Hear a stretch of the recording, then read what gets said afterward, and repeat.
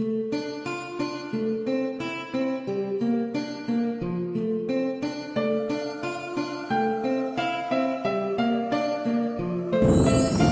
amis, chers internautes fidèles au site www.mondafro.com, merci pour votre fidélité. Ce soir, nous avons pour invité Monsieur Moïse Gomis, le responsable de la radio HDR, une radio associative, une radio de proximité, une radio basée dans un quartier sensible. Bonjour Moïse. Bonjour. Alors, comment allez-vous? Écoutez, Ça va? très bien. Parlez-nous un peu de la radio HDR, de sa genèse. Radio HDR, en fait, c'est un projet qui remonte à 1995. C'est une radio associative qui a un travail de communication à faire autour de ce quartier de Haut-de-Rouen, un quartier qui est composé de 4 sous-quartiers à l'intérieur. Les Sapins, qui est le quartier historique, le Châtelet, où nous nous trouvons là en ce moment même, la Lombardie, un petit peu plus loin, et tout au fond, la Grand-Mare, un quartier de 12 à 15 000 habitants sur les plateaux nord de Rouen. Quartier village, en fait. Et en fait, cette radio, les associations, les institutions, les entreprises. Et en fait, on est là pour faire un travail de communication sociale de proximité, participer au changement d'image du quartier et puis surtout être un lieu de transmission, de diffusion, un lieu de médiation, un lieu de concertation, un lieu de mémoire aussi. Et cet outil, la radio HDR, qui est aussi un site internet, c'est un outil qui rayonne bien au-delà du quartier. Et moi, en fait, j'ai la chance, depuis le démarrage du projet, de faire partie des gens qui animent, qui produisent et qui font vivre cet outil. D'accord. Là, je vois une plaque avec une citation qui m'a interpellé d'entrée de jeu. Une citation d'un certain Albert Mendy. Bon, là, je pense que nos internautes sont en train de la voir. Sur les Hauts-de-Rouen, il n'y a pas de monument. Les monuments sont ses habitants. Albert Mendy. Qui est cette citation placardée des situations. Alors, en fait, Albert Mendy, c'est un journaliste sénégalais de la radio-télévision sénégalaise qui a fait un stage chez nous, puisque depuis le démarrage du projet, on a noué des relations avec des radios en France, mais aussi en Afrique francophone, et on accueille régulièrement des gens pour la formation. Et donc Albert Mendy est venu chez nous depuis un an. Il a été là pendant 6 mois, puis il est resté un petit peu sur d'autres activités. Il avait sa base ici, il a travaillé sur le visuel avec nous. Et en fait, il y a eu un travail qui s'est fait autour de la mémoire du quartier. Et lors d'une rencontre avec l'écrivain qui a écrit cette mémoire d'un futur, il avait cette phrase-là, et en fait, il y a un artiste plasticien qui a fait un travail de plaque sur le quartier et qui avait repris cette phrase-là, et donc la ville a proposé de nous mettre ça au-dessus de la radio. Et voilà, c'est une sorte d'épitaphe. Bon, Belle phrase en tout cas. c'est une très belle phrase, ça fait un peu bizarre parce que ça fait un peu pierre tombale, mais au contraire c'est bien aussi parce que c'est figé dans le marbre, et le fait que ça soit écrit, c'est quelque chose de... Voilà, c'est un petit clin d'œil aux habitants du quartier, et nous quand on passe sous cette plaque-là tous les jours, ça nous rappelle que le sens et l'objet de cette radio, c'est avant tout une radio qui est au service des habitants de ce quartier, mais des habitants aussi d'ailleurs et des citoyens. D'accord. Connaissez-vous votre audimat? Alors nous, déjà, notre audimat, c'est pas notre priorité. Nous, on s'attache d'abord à développer des contenus. C'est d'abord ça qui nous anime. On va vous donner nos chiffres, puisqu'on a fait une étude médiamétrie tout récemment. Et en fait, cette étude médiamétrie, pour nous, ça a été une agréable surprise, puisque on notre auditorat global est de 33 000 auditeurs. On tourne à 8 000 auditeurs par semaine. 2 000 auditeurs qui nous suivent tous les jours. C'est déjà pas mal.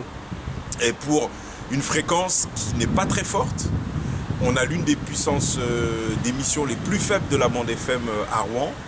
Et ça il y a des endroits dans l'agglomération de Rouen où on ne nous entend pas. Et quand ces chiffres de sondage Médiamétrie sont sortis, pour nous ça a été une divine surprise parce que voilà, nous on considère qu'on lance des bouteilles à la mer.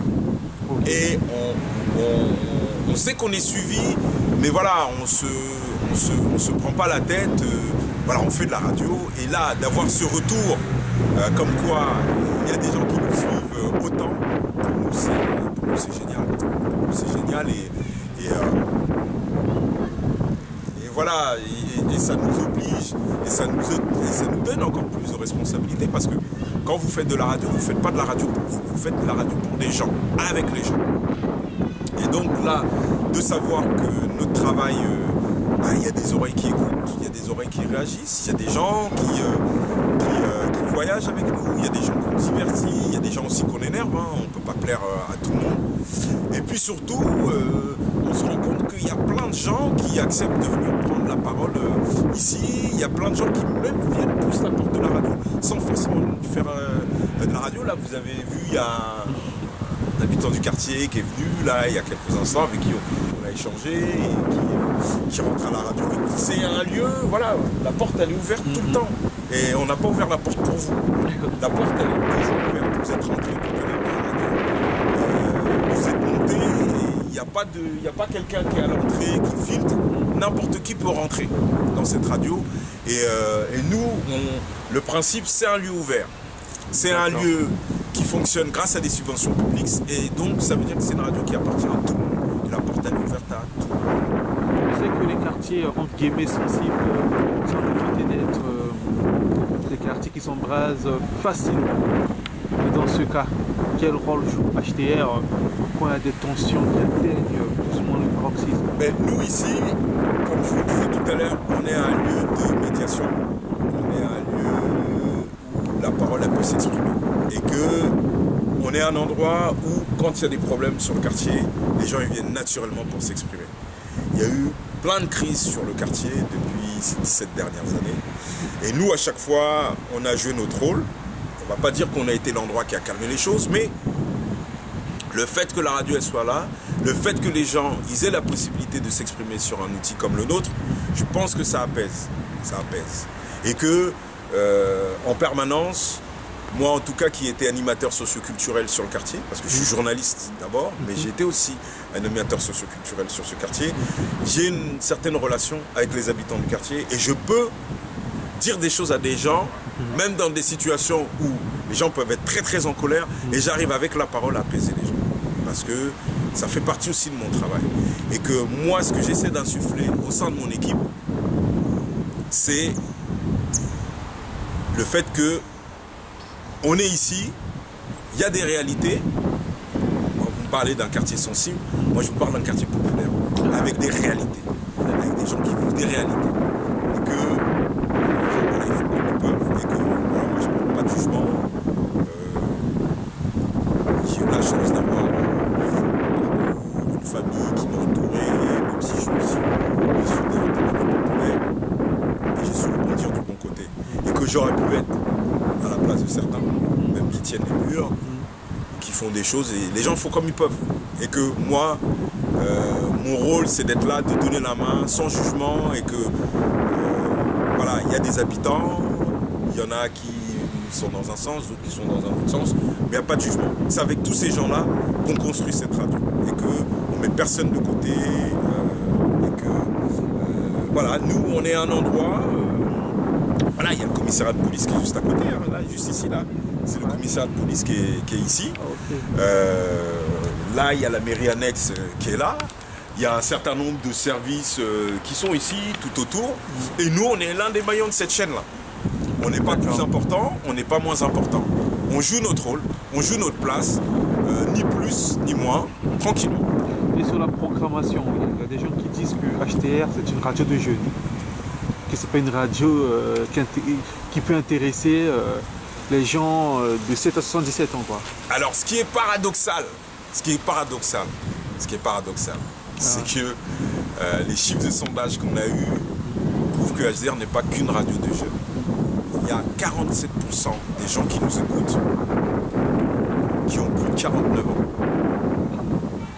Et nous, ça nous assure. Et pas que des gens du quartier. L'autre truc aussi, c'est que les moins de 34 ans représentent 37% de notre auditorat.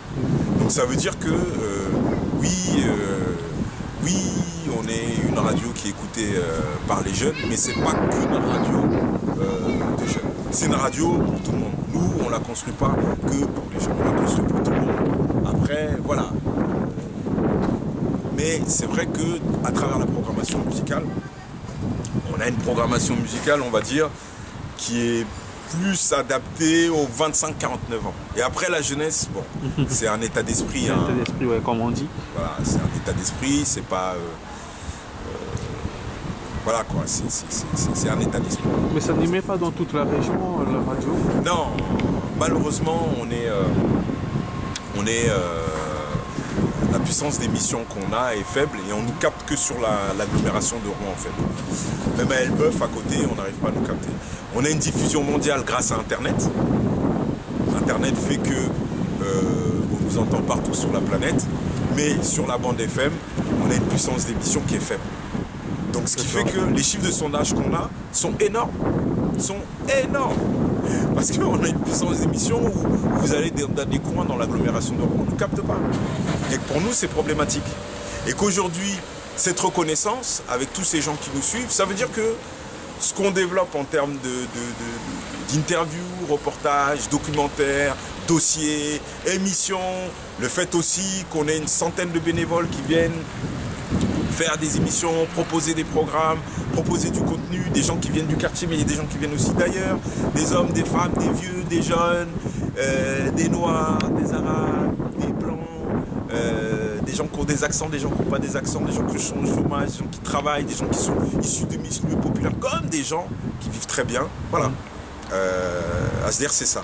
C'est ce mélange-là. Et quel genre d'émission on peut trouver on a beaucoup d'émissions, dans les émissions de bénévoles, on a bien entendu beaucoup d'émissions de musique, mais on a aussi des émissions de parole, d'échanges, des émissions de reportage, de la création radiophonique, des émissions sociales, des émissions culturelles, on a des émissions d'information, on reprend Radio France Internationale, les tranches d'information. Ah, ok.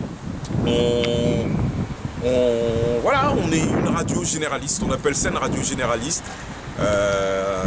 mais d'abord une radio de proximité. On est une radio rouennaise qui part de Rouen, qui part d'un endroit de Rouen qui s'appelle les Hauts-de-Rouen. Et nous, tout ce qui nous anime, c'est de partir d'ici pour aller vers le monde. Ah, ok. Voilà. Et il y a des partenariats avec d'autres radios? Oui. On parle de Radio France Internationale. Oui, Radio France Internationale. En parlant d'Albert Mendy, est-ce qu'avec il travaille à la radio? Il travaille à la radio-télévision sénégalaise. Ouais. On n'a pas de partenariat forcément d'échange de programmes avec des radios africaines. À propos des stages Par contre, on accueille des stagiaires ici, oui, régulièrement. Et on a, avec des radios françaises, on fait partie du syndicat national des radios libres en France.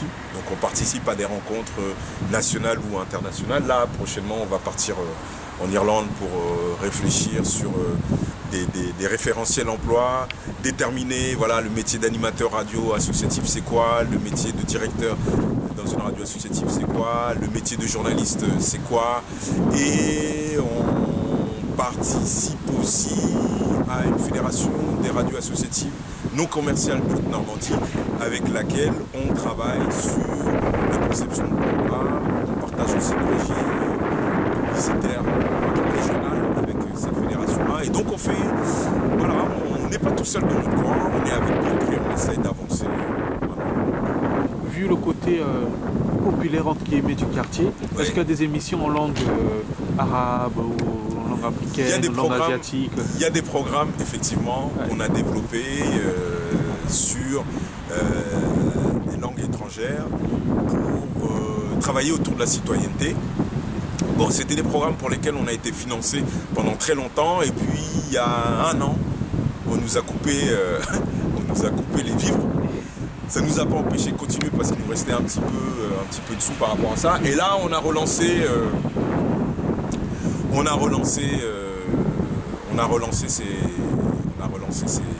ces programmes-là uniquement sur Internet. Mais oui, c'est des programmes qu'on a développés et c'est des programmes qui partent du français vers les langues. Parce qu'on veut aussi s'adresser à certaines personnes dans ces communautés-là et qu'il y a des messages qui peuvent être passés autour de la citoyenneté, autour de l'éducation, autour de la santé, autour de la culture. Voilà, on joue notre rôle, on s'adresse à tout le monde, quoi. On s'adresse à tout le monde.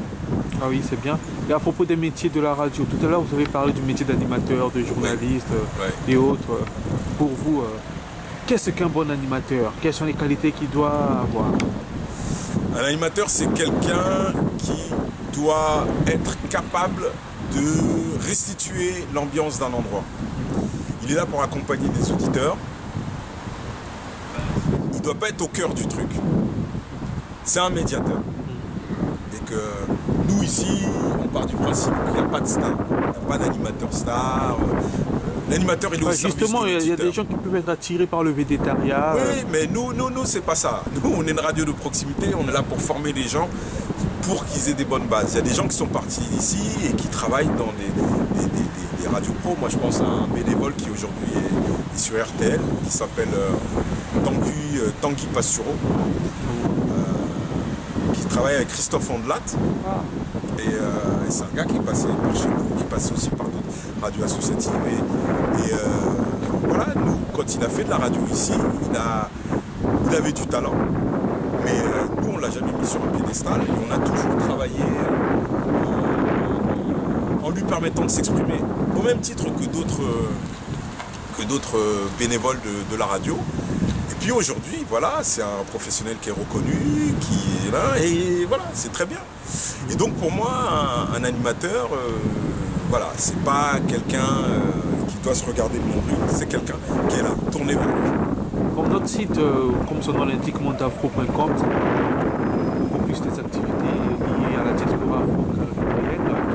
Et concernant les populations du quartier originaire du Mali, par exemple, c'est un pays qui vit une crise difficile, comme la République démocratique du Congo. Et ce genre de pays actuellement connaissent, pour dire le mot, une guerre civile.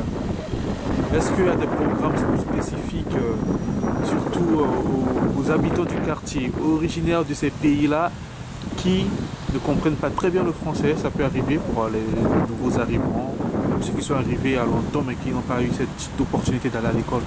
Bon, par rapport au Mali spécifiquement, il n'y a pas une grosse communauté malienne sur ce quartier. Il y a quelques familles, même dans l'agglomération de Rouen, il n'y a pas énormément de Maliens. Mais on a des émissions,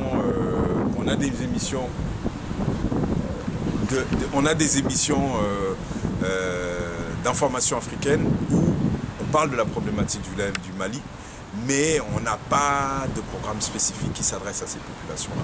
Si on avait eu soit des associations maliennes, ou soit des gens, une communauté nombreuse en provenance du Mali, je pense qu'on aurait fait des choses. Par exemple, quand il y a eu un tremblement de terre en Algérie, on avait lancé des appels ici, et on avait fait une récolte de denrées ici à la radio, c'était parti d'ici, on avait lancé des messages. Quand il se passe quelque chose dans le monde et que ça touche une communauté, par exemple, quand il y a eu la révolution en Tunisie et qu'après derrière il y a eu les élections qui ont été mises en place et que sur le quartier il y a eu un bureau de vote qui était là, nous on a fait un reportage sur ça. Donc nous on s'adapte à ce qui se passe dans le monde et qui peut toucher les gens qui habitent ce quartier mais qui habitent aussi l'agglomération. Mais sur le cas du Mali, non, on n'a pas de choses en particulier qu'on a fait. Pour finir, un dernier message à ceux qui aimeraient être des responsables de radio ou des journalistes radio. Écoutez, croyez en vous, même si on vous dit que c'est un métier qui est bouché, c'est pas vrai. Il n'y a pas un endroit où il y a quelqu'un qui vous attend. C'est des métiers où il faut se former. pour diriger une radio, il faut maîtriser voilà, tout ce qui est comptabilité, administratif.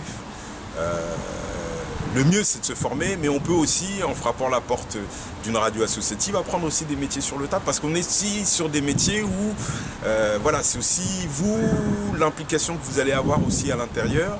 Et puis, quand vous commencez jeune, c'est toujours mieux, parce que si vous arrivez dans une radio à 60 ans, c'est trop tard. Mais il faut croire en vous, tout simplement. Okay. Et à propos de HDR, à tous ceux qui nous suivent à travers le monde, qu'est-ce que vous avez à leur dire à propos de la radio? Là, c'est sur Internet, mais vous allez sur www.radiohdr.com et puis essayez, vous verrez, et vous entendrez. Merci beaucoup, Moïse Gomis. Merci à vous. Merci à vous. Au revoir.